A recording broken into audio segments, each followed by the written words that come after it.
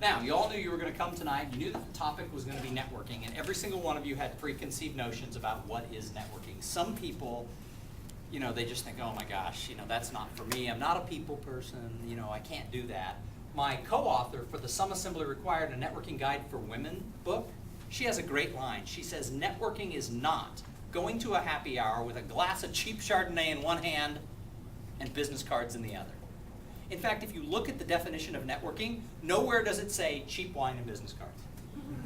If you look at the definition of networking, it is building mutually beneficial relationships that helps both parties succeed. So it's not about, I need a job, I better go out and meet people so that they can help me. That's selfish. That's self-focused.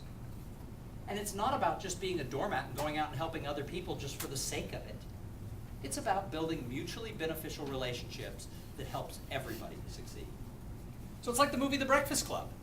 When they showed up that morning for detention, they showed up and they looked around the room and they had preconceived notions. They knew right away who the prom queen was, who the athlete was, who the brain was. They knew who the freak and the thug were. They knew.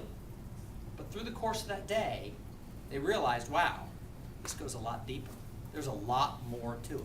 And the same thing is true about networking. So whatever you thought before you came in the door, I'm going to ask you to set it aside and leave it alone. And then at the end, see if those preconceived notions you came with are changed a little bit by what we talk about.